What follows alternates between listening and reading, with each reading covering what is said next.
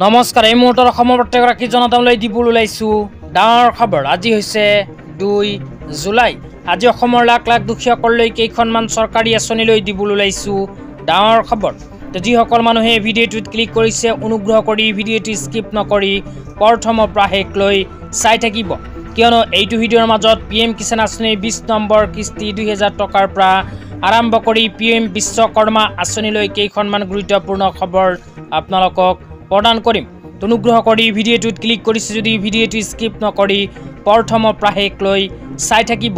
লগতে মোৰ চেনেলত নতুন হ'লে প্লিজ চেনেলটো ছাবস্ক্ৰাইব কৰি মোৰ লগত থাকিব। তো বলক ভিডিঅ'টো আৰম্ভ কৰি আজি প্ৰথমটো আঁচনিৰ বিষয়ে বিস্তাৰিত জানি লওক। আজি প্ৰথমটো আঁচনি হ'ল ভাৰত চৰকাৰে আৰম্ভ কৰা প্ৰধানমন্ত্ৰী বিশ্বকৰ্মা আঁচনিলৈ। তো ইয়াৰ পিছত আপোনালোকক জনাম PM কিষাণ আঁচনিৰ 20 নম্বৰ কিস্তি ধন কেতিয়া সোমাব। তো প্ৰধানমন্ত্ৰী বিশ্বকৰ্মা আঁচনিলৈ ইয়াতে কোৱা হৈছে কৰ্ম কুশলতালৈ কেন্দ্ৰীয় চৰকাৰৰ স্বীকৃতি। প্ৰধানমন্ত্ৰী বিশ্বকৰ্মা আঁচনি কেন্দ্ৰীয় চৰকাৰৰ 13,000 কোটি টকাৰ অভিলাষী প্ৰকল্প।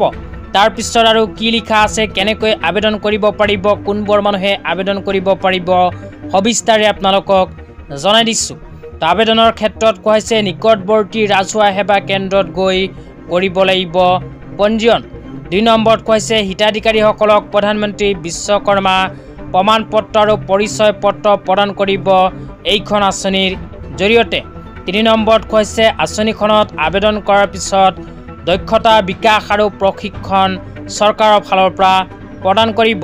তাৰপিছত 4 নম্বৰত কোৱা হৈছে যন্ত্ৰ পাতি ক্ৰয়ৰ ক্ষেত্ৰত 15,000 টকা এইখন আঁচনিৰ জৰিয়তে লাভ কৰিব। একেবাৰে শেষত কোৱা হৈছে 2টা পৰ্যায়ত 3 লাখ টকা পৰ্যন্ত লোন লাভ কৰিব প্ৰধানমন্ত্ৰী বিশ্বকৰ্মা আঁচনিৰ জৰিয়তে। তো কোনবোৰ মানুহে আবেদন কৰিব পাৰিব আপোনালোকক জনাই দিছোঁ।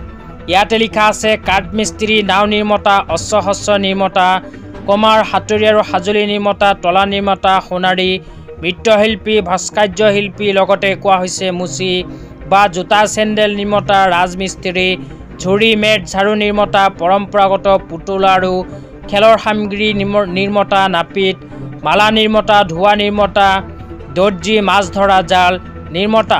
এইবোৰ কামৰ লগত যিসকল মানুহে জড়িত হৈ আছে সেইসকলে প্ৰধানমন্ত্ৰী বিশ্বকৰ্মা আঁচনিত কৰিব পাৰিব আবেদন। আবেদন কৰাৰ পিছত যন্ত্ৰ পাতি ক্ৰয়ৰ বাবে 15,000 টকা লাভ কৰিব। তেতিয়া আপোনালোকক দিবলৈ ওলাইছোঁ আজি দ্বিতীয়টো আঁচনিলৈ এখন গুৰুত্বপূৰ্ণ খবৰ। আজিৰ দ্বিতীয়টো খবৰ হ'ল PM কিষাণ আঁচনিলৈ। তো যিসকল কৃষকৰ নাম PM কিষাণ আঁচনিত অন্তৰ্ভুক্ত হৈ আছে সেইসকল কৃষকে PM কিষাণৰ টকা কেতিয়া লাভ কৰিব আপোনালোকক বিতংভাৱে জনাই আছোঁ। তো আপোনালোকে মোবাইল স্ক্ৰীনত চাব পাৰিছে ৱেব পৰ্টেলৰ ফালৰ পৰা এনেকৈ এখন আপডেট প্ৰদান কৰিছে। তো ইয়াতে কিমান তাৰিখৰ কথা উল্লেখ কৰা হৈছে সবিস্তাৰে জনাই দিছোঁ। ইয়াতে লিখা আছে PM Kisan 20 instalment date. PM Kisan Samman Nidhi scheme की 20वीं किस्त का देश की करोड़ों किसानों की बेसब्री से इंतजार है। तो तारपिছত আৰু लिखा আছে इस योजना की पिछली किस्त 26 फरवरी 2025 को जारी हुई थी। PM किसान योजना में सरकार हर साल महीने में 2,000 रुपये लाभार्थी किसानों की अकाउंट में ट्रांसफर करती है। इस तरह एक किसानों को एक साल में 6,000 रुपया मिलता है।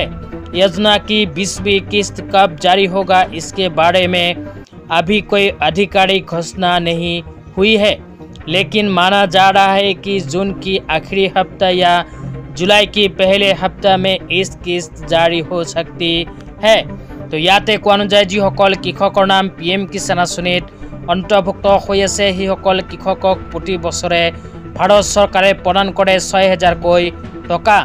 লগতে প্ৰতি বছৰৰ 4 মাহৰ মূৰে মূৰে PM কিষাণ আঁচনিৰ এটাকৈ কিস্তি প্ৰদান কৰে। তো PM কিষাণ আঁচনি 19 নম্বৰ কিস্তি ধন যিহেতু ফেব্ৰুৱাৰী মাহত প্ৰদান কৰিছিল, ফেব্ৰুৱাৰীৰ পৰা যদি আমি হিচাপ কৰোঁ তেন্তে জুলাই মাহলৈকে 4 মাহ সম্পন্ন হ'ব।